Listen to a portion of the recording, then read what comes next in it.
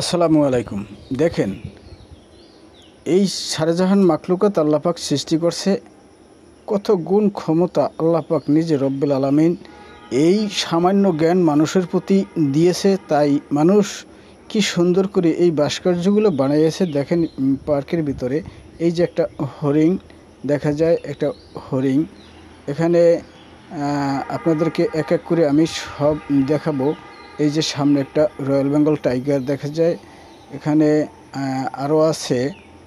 এই রয়্যাল বেঙ্গল টাইগারটি একবারে অবিকল রয়্যাল বেঙ্গল টাইগার।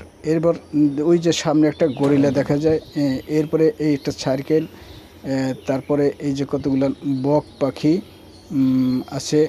তারপরে এই যে দেখেন একটা, এটা কি কয়, কুম্ভীরের মতো। এই আবার একটা রিক্সাও আছে।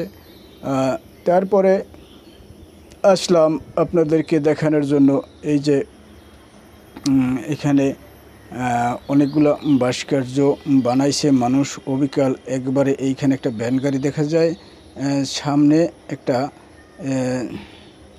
এটার কি কয়, জিরাফ নাকি। তারপরে একটা কি জলপুরি,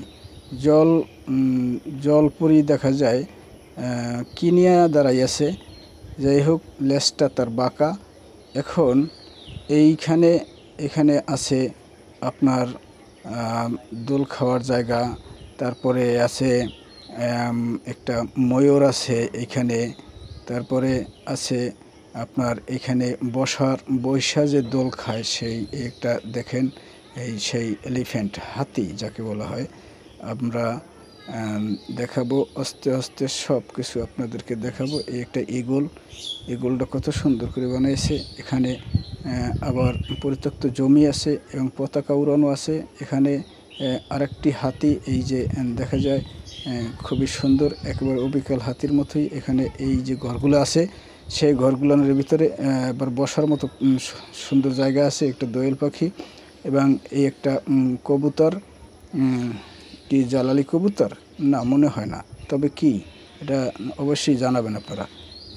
কবুতরটা কি কবুতর? এই একটা, ও বাবা, জিরাফ, সেই উঁচা গলায় জিরাফ, মনে হয় এইটারই জিরাফ বলা হয়। ও এখানে আবার তো আছে আপনার ঘোড়া দোল দেওয়ার মতো। এখানে বৈশা ঘোড়া দোল দেওয়া যায়। এখানে সুন্দর একটা পাখিও আছে, আরও পাখি আছে, কবুতর পাখি যাকে বলা হয়। খুবই সুন্দর একটি পাখি। আবার দেখা যায় একটি জিরাফ সেই ইসের ভিতরে। কি জিরাফ কি ঘাস খাবে? না, এটা আসলে ভাস্কর্য। আপনারা মনে করেন না যে ঘাস খাবে।